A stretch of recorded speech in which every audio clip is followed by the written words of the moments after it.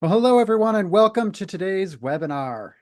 Today we are talking about lead scoring.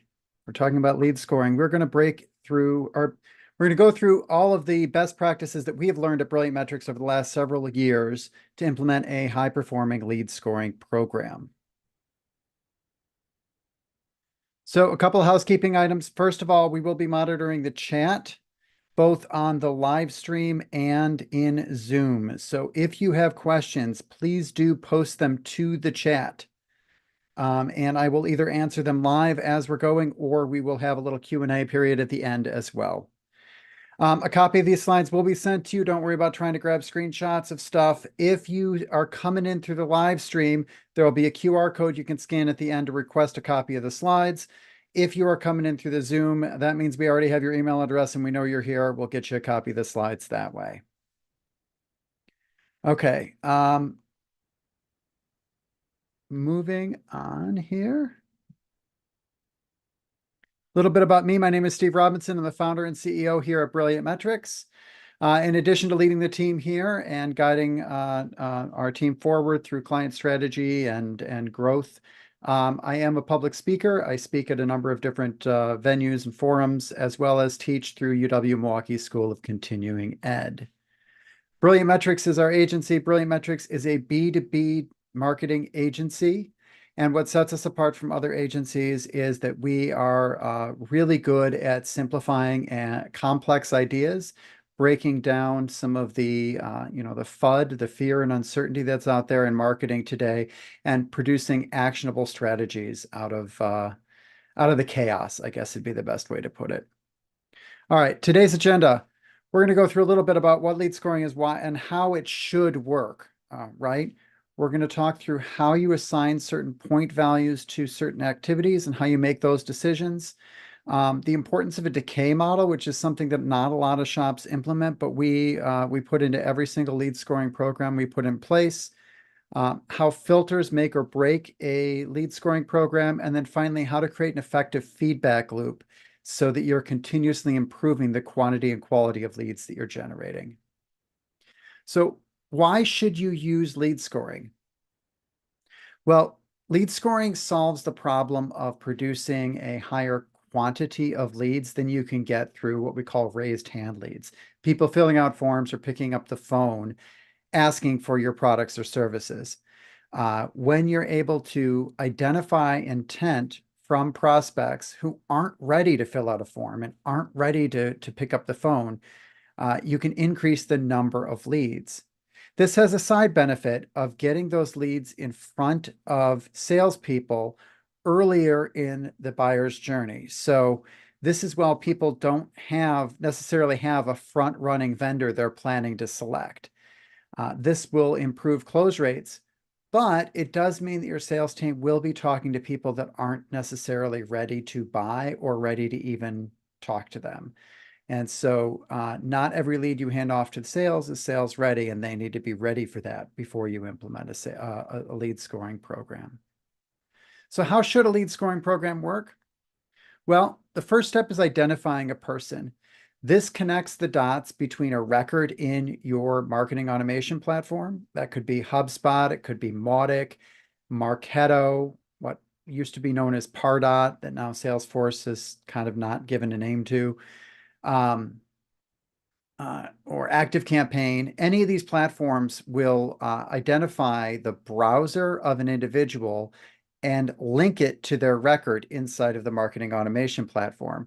And it does that by dropping what's called a first-party cookie. So it essentially drops this identifier into the browser and saves it as a first-party cookie. Now, some of you might have heard cookies are going away. That's not exactly true.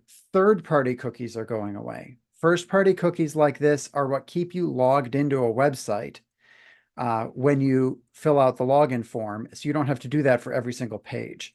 So these types of cookies are basically part of the fabric that makes the internet work, and they're not going away. They will reduce in duration, but they're not going away.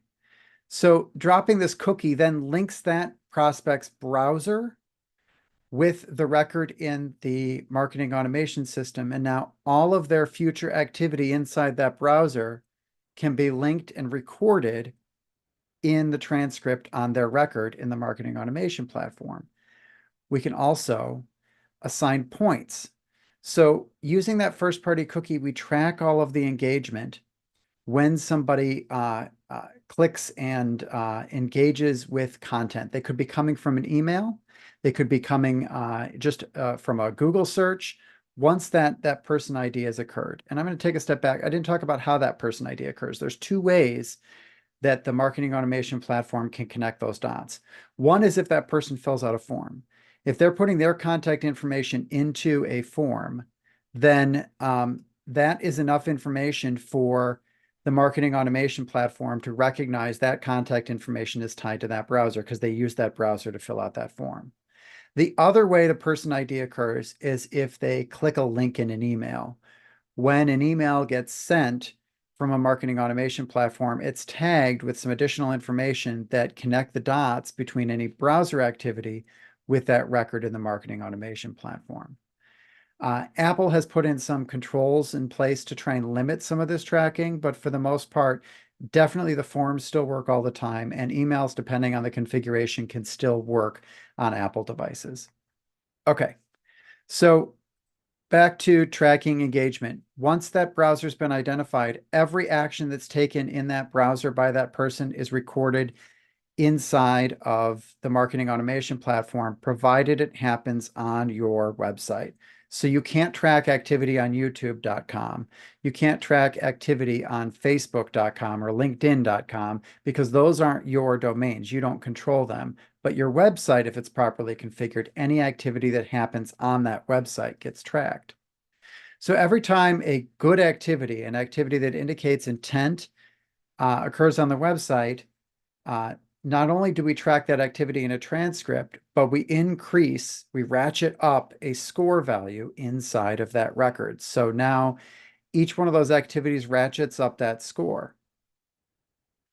There's a threshold at which point, if a record crosses that threshold, for us, we set it at 50 points usually. So if a record crosses that 50-point threshold, at that point, it's considered a marketing qualified lead and it gets routed to sales.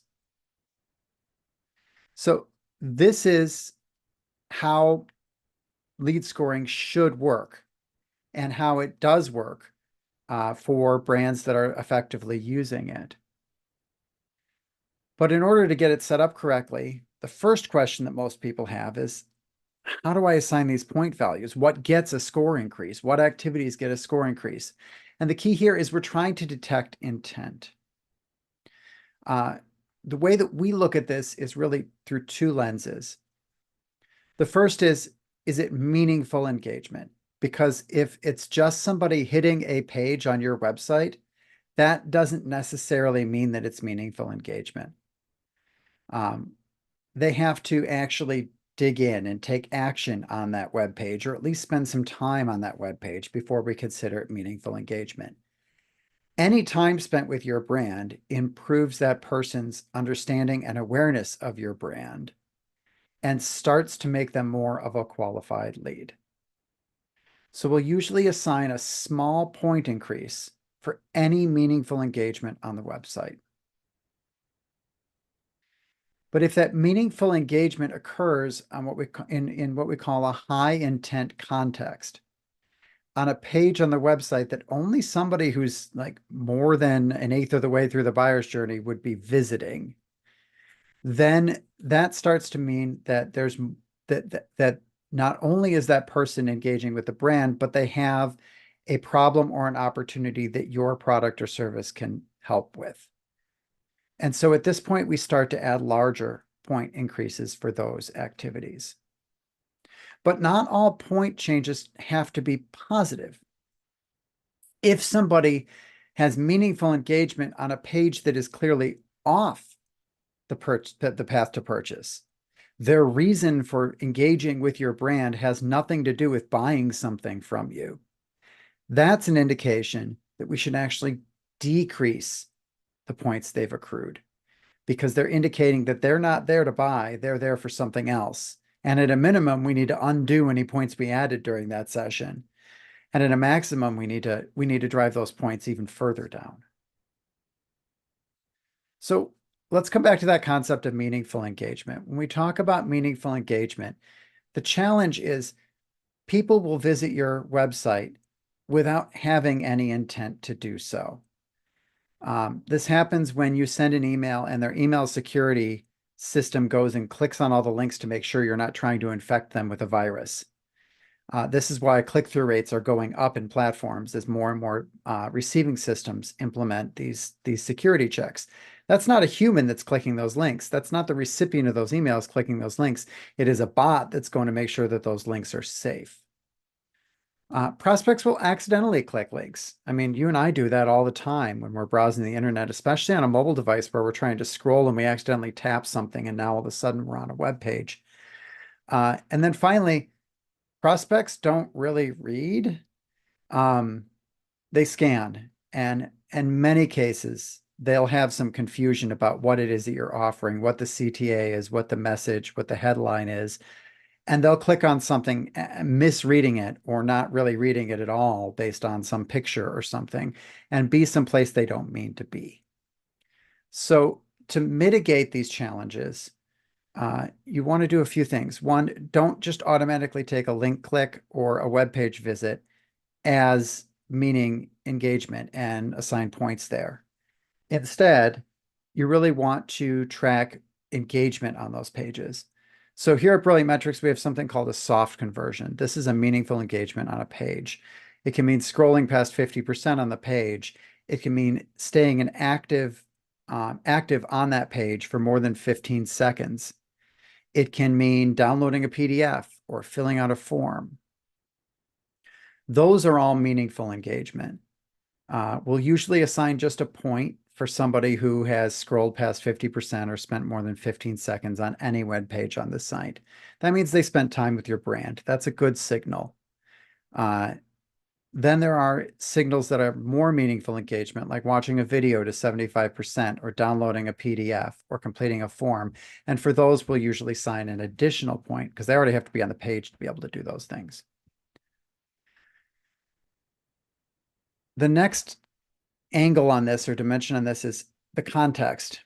Did they have that meaningful engagement on a page that doesn't really matter to the buyer's journey, or did they have that meaningful engagement on a page that only somebody who was really ready to purchase would be engaging? So high intent contexts are things like a product or a service page, a configurator or assessment to help them understand what product they need, we call them problem aware or solution aware blog posts. A problem aware blog post is where you're getting into the nitty gritty of a problem or an opportunity that might drive somebody to purchase your product, helping them frame that problem or opportunity in a way that clarifies the situation for them and ideally guides them into your product or service. A solution aware blog post is, okay, not only do I know I have this problem, but I know that your product is the solution and now I'm researching that product. That type of a blog post has a high intent. And finally, case studies. These are all examples of your high intent type of pages that you're going to increase the scoring threshold for it. Now, we'll often tag all of the pages on the website with a point in the buyer's journey for our clients and then feed off of those signals. So if a page has already been tagged as being due state, that's usually a solution aware type of page, and it's going to increase the value of that meaningful engagement on that page. You also have low intent pages. These are the ones that you're just gonna track that meaningful engagement. You're just gonna assign that 1 point usually. Homepage, non-purchase content. So a lot of your blog posts are gonna fall into this category, especially if they're, the blog posts that drive a lot of traffic because they don't require somebody to be on a path to purchase to engage. And then finally, negative intent. These are those ones that you're going to subtract points when you have meaningful engagement on these pages.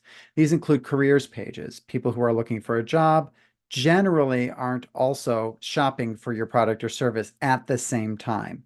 So you can safely pull back on their points if they're engaging in a careers page. Post-purchase services, if they're on your warranty page or they're trying to get service or support, unless you're trying to sell support services, in which case that's a different case. But generally, if they already have your product and they're trying to figure out how to use it or how to get support for it, that's not a signal that they want to purchase your product. So you want to put a negative score on that.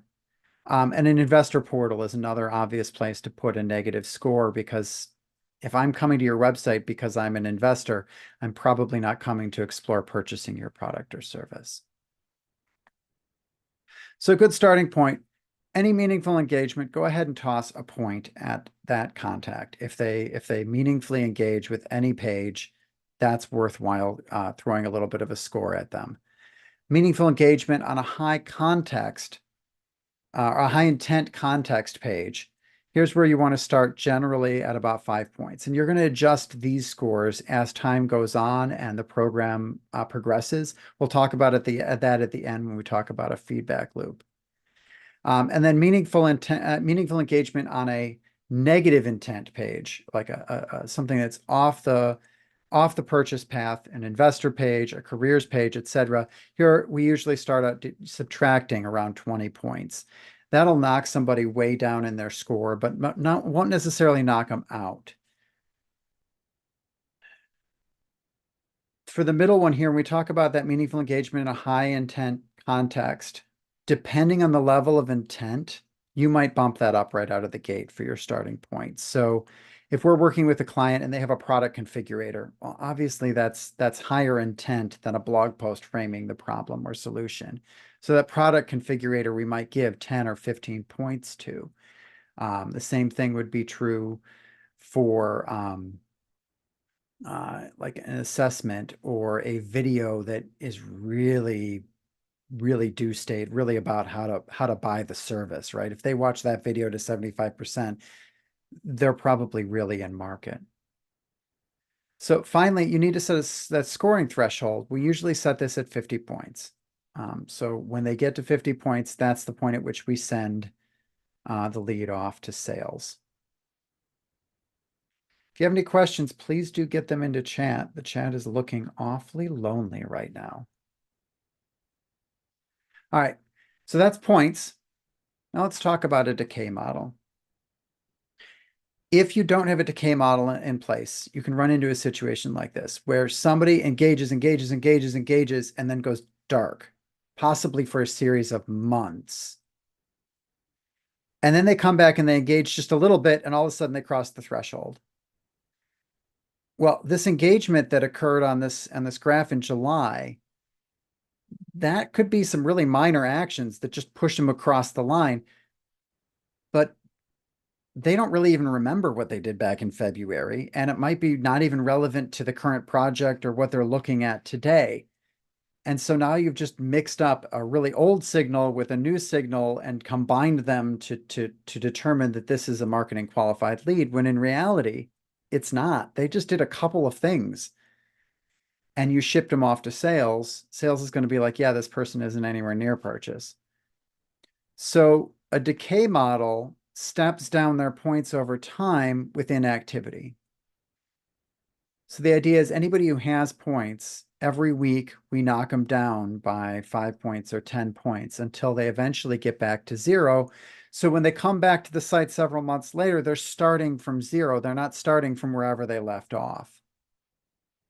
A lot of lead scoring was built around the idea that somebody would only ever be interested in your product or service once, in which case this works.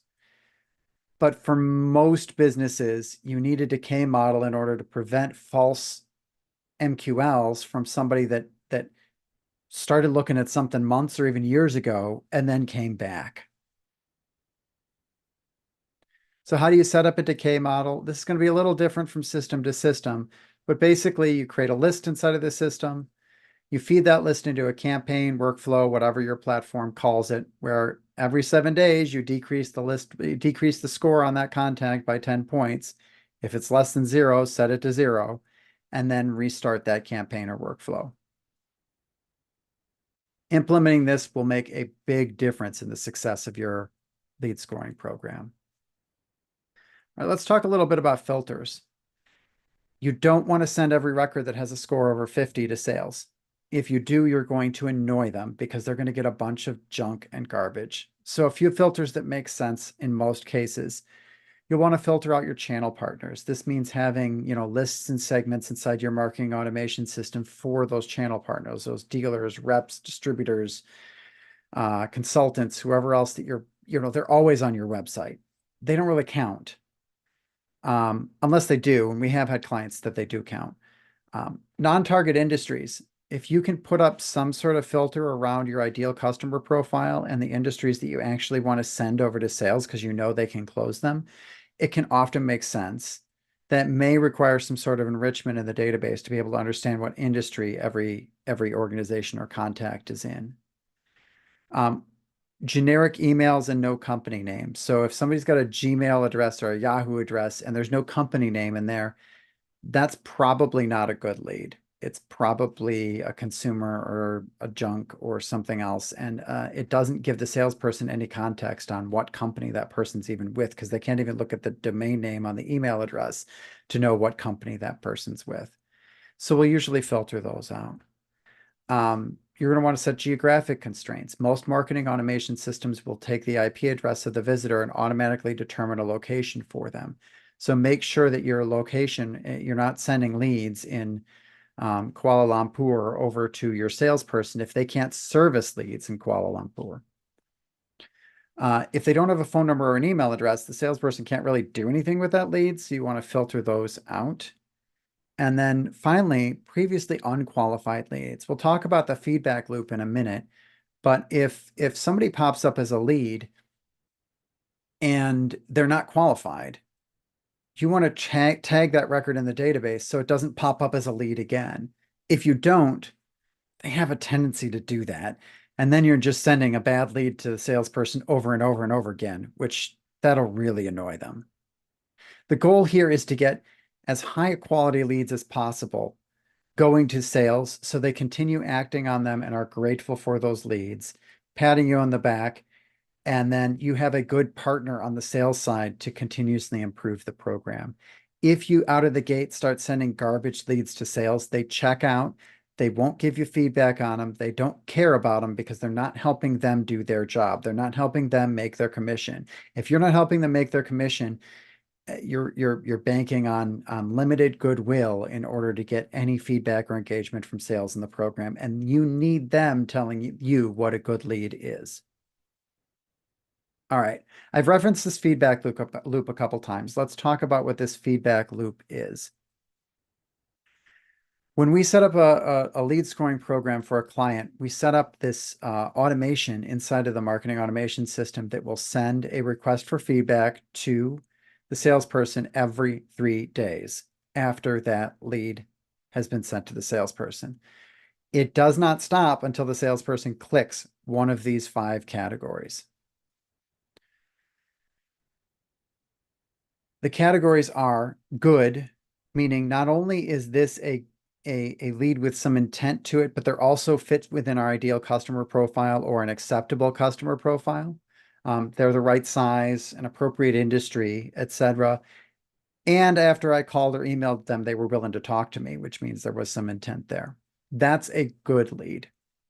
Bad timing means, yeah, okay, the industry, the company lines up, but either I talked to them and they don't need anything, or I couldn't get them to respond to me, meaning the intent really isn't there to purchase. They weren't quite ripe yet, right? Or maybe they were cold and not even remotely in market. So that would be a bad timing.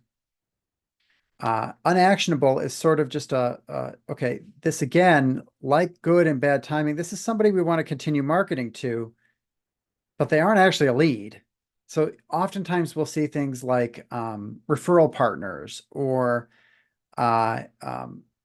consultants or other industry folks that it's good that they're engaging with our content. It's good that they're on our website because they're in a position to talk about us in a positive light. And so we want them getting our marketing. We want them engaging, but it's not a lead. I can't follow up on it because I can't sell them anything. The last 2 are the bad ones. So here we have a bad fit. This is where somebody has intent, but they're not anybody we would ever really want to sell to. You'll often get, like, I call them guys in their garage here. So these are startups and companies that really don't have the means to engage with you yet. Maybe they will in a year or two or three. Um, this could also be an industry that you just can't serve. That would be a bad fit. And then finally, junk. This is the stuff that's clearly garbage that has made its way into the database.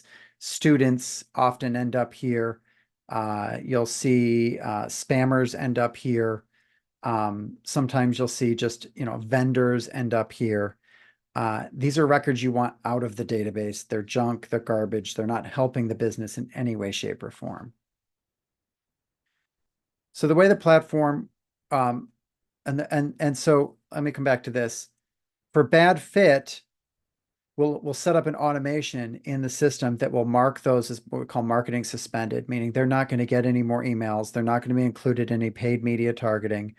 The record will stay in the database because if you take the record out of the database, they'll pop back into the database at some point and then pop back up as a lead, which is not what you want. So you keep the record in the database, but you mark them marketing suspended.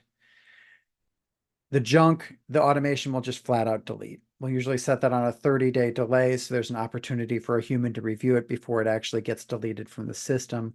But that junk then gets out of the marketing automation platform. It doesn't continue to clog up the system and give you a false sense of how many subscribers you have and other statistics. Okay, so how do you respond to this feedback? Well, if you're tracking all of these leads and you're tagging each one of these records inside of the marketing automation platform with those 5 different statuses, now you can run reports and go and do a little bit of a digging and see how these leads have gotten to the point that they were sent over to sales. For your junk and your bad fit leads, these are the ones you want to carefully evaluate the sources. How did they get into the database in the first place? Did they sign up for a webinar? In which case, okay, let's look at the topic of that webinar. Maybe we missed the mark there because we attracted a bunch of people that aren't ever going to buy from us to this webinar topic. Maybe you've got some resource on your website that's gated that they have to fill out a form to download. Well, evaluate the quality of the people who filled out that form over time. If it's mostly good and these are the outliers, great, keep it on the website. But if 95% of the people filling out the form are not the kind of people you'd ever want popping up as an MQL, maybe you just don't gate that resource anymore. For the ones that come up as unactionable, this is a good opportunity to put some filters into your marketing automation platform to prevent these people coming up as MQLs.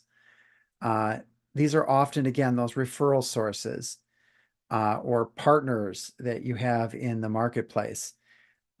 If you can figure out how to identify those records in the database, you can put a filter on them so they don't pop up as MQLs, because it's not helpful to sales when they pop up as MQLs.